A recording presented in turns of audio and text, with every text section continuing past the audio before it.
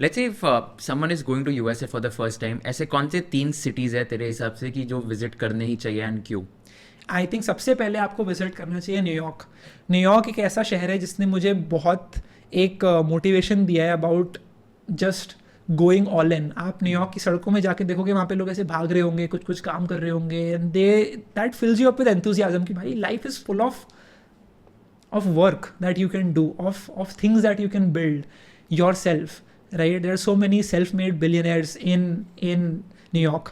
That's the number one city you should go for. You should absolutely then visit San Francisco.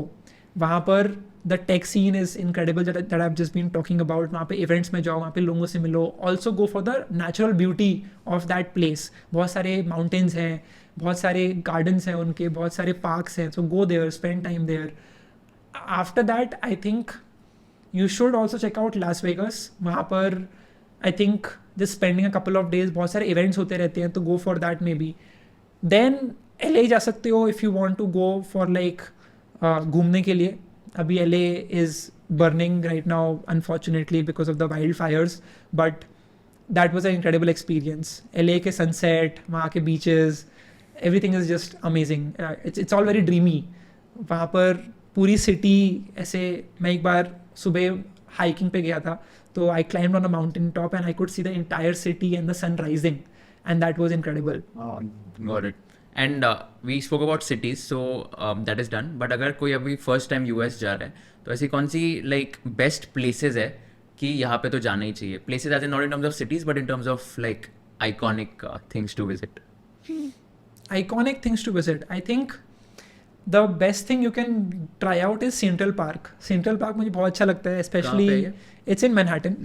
So basically you go there, it's a rectangular like ऐसे park है where you can go and you can just spend your entire day. वहाँ पे बहुत से लोग आपको कुछ कुछ activities करते हुए दिखेंगे, and that is exciting.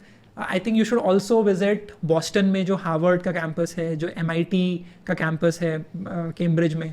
So go there, spend some time there. You should also check out Stanford का जो कैंपस है. Again you should have some people, some connects. So LinkedIn पे मैसेज कर सकते हो लोगों को कि अच्छा मैं यहाँ पे आ रहा हूँ, can we meet, I do this, I see you do that, let's explore. वहाँ पे बहुत सारे कैफ़े होंगे, वहाँ पे जाकर के मिलो एंड यू विल रियलाइज़ कि बहुत बढ़िया चीज़ें हो रही हैं यहाँ पे on the campus as well. Do that. In general जो इंडियंस हैं उनसे कनेक्ट कर सकते हो. एंड उसके बाद आई थिंक सिलिकन वैली में पियर 39 जो सैन फ्रांसिस्को में है, वो यू शुड विजिट. वहाँ पे हाफ मून बे है, यू शुड विजिट. वहाँ पे गोल्डन गेट पार्क है, गोल्डन गेट ब्रिज है, जो ब्रुकलिन ब्रिज है न्यूयॉर्क का, that you should absolutely visit. It's very amazing specially in the morning time when you go there.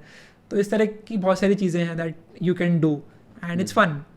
Got it. Every place has a different vibe. मतलब San Francisco has a very valley type, गाँव type vibe आती है कई कई बार. मेरे को तो ऐसा लगता है, especially when you're not in downtown. तो everything is दूर दूर थोड़ा सा. Then New York जाते हो तो it is just like a concrete jungle. So that whole place has tons of skyscrapers and आपको लगता है कि आप कहाँ आ गए हो. Like it's just a very dreamy place. New York is the place where world has the highest number of billionaires, right? I don't think it's the place with the highest number of billionaires. Highest billionaires New York में ही है. उसके बाद मुंबई में है. Mumbai is second in the world, yeah. Damn.